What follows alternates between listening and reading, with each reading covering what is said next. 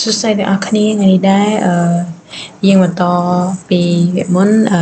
វគ្គនេះគឺជាវគ្គ2ដែលយើងនិយាយទៅលើ Active Directory អញ្ចឹង Active Directory ហ្នឹងគឺជា service មួយដែលនៅក្នុង Windows Server ដែលប្រើប្រាស់សម្រាប់គ្រប់គ្រងទៅលើ user computer និង resource នៅក្នុង network អញ្ចឹងវាជួយបង្កើនសុវត្ថិភាពងាយស្រួលគ្រប់គ្រងនិងអនុញ្ញាតឲ្យអ្នកចូលប្រើប្រាស់ហ្នឹងប្រើធនធានតាមសិទ្ធិដែលបានកំណត់អញ្ចឹងយើងចូលទៅក្នុង VMware របស់យើងមកអញ្ចឹងពេលចូលទៅដល់យើងធ្វើការចុច power on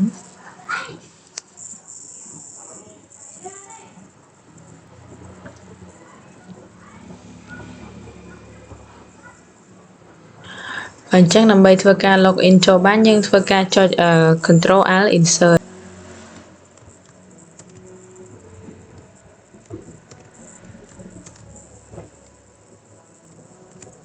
អញ្ចឹងពេលចូលមកដល់ត្រង់កន្លែងនេះគឺយើងធ្វើការ log ដោយប្រើ password ដែលយើងបានដាក់អញ្ចឹងខ្ញុំដាក់ ABC add 1 2 3អូខេការ log ចូល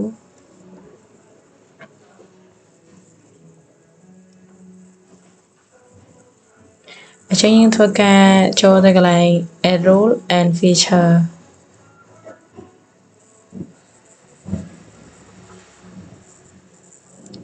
ការចុច next អញ្ចឹងចូលមកដល់កន្លែងនេះគឺយើងធ្វើការទៅ install Active Directory Domain Service អញ្ចឹងយើងធ្វើការចុច next ពេលដែលយើងធ្វើការតឡើងហើយយើងចូលមកកន្លែងនេះចុចទៅលើ promote this server to domain controller អញ្ចឹងកន្លែងនេះវាឲ្យយើង add domain controller to an exist domain អញ្ចឹងយើងយក add new forest យើងចុចកន្លែងនេះមក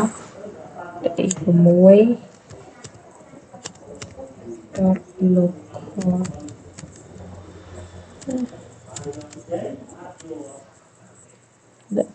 E6.local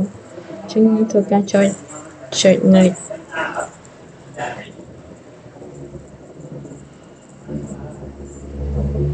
អញ្ចឹងចូលមកដល់កន្លែងនេះគឺបើយើង2016អញ្ចឹងបើសិនជាបើគាត់ផ្សេងក្រុមហ្នឹងក៏អាចធ្វើការjoinជាមួយយើងបានដែរអញ្ចឹងបន្ទាប់មកយើងធ្វើការដាក់ password ទៅលើនេះអញ្ចឹងនេះយើងអាចខ្ញុំធ្វើការដាក់ password ដែរគឺ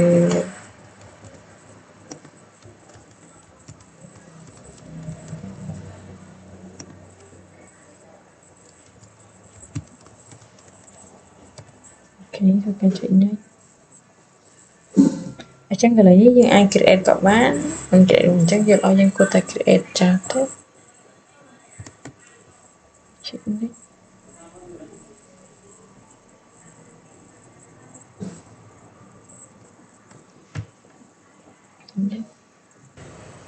នេះពេលយើងដាក់ឈ្មោះយើងចុច next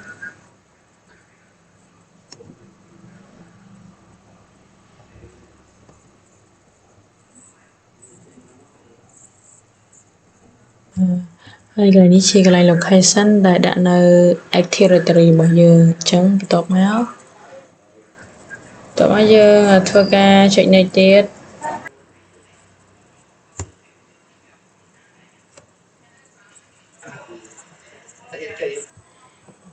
អញ្ចឹងបន្ទាប់មកយើងធ្វើការចុច install អូខេ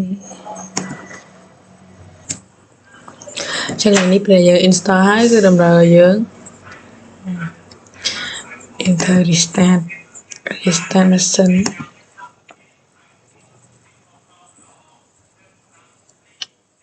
ធ្វើការចុច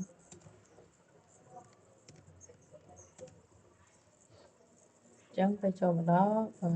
យើងឃើញ apply នេះកន្លែងនេះទី6យើងធ្វើការវាយ password របស់យើងចូលមកអូខេពេលនោះយើងនឹងឃើញកន្លែងមួយដែលយើងអាច add user បានហើយអញ្ចឹងយើងចូលទៅក្នុងកន្លែងនេះមកយកពាក្យថា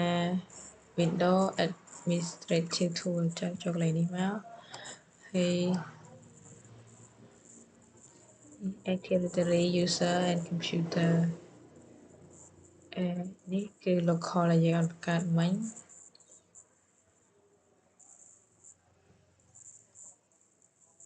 នេះហើយយើងអាចបង្កើត user នៅនឹងបានទៀតអានេះគឺជា domain មួយហើយគឺជា user អញ្ចឹងវីដេអូមានតែប៉ុណ្្នឹងទេជួបគ្នានៅវីដេអូក្រោយអរគុណអ្នកនរគ្នាដែលបានតាមដានពីដើមរហូតដល់ចប់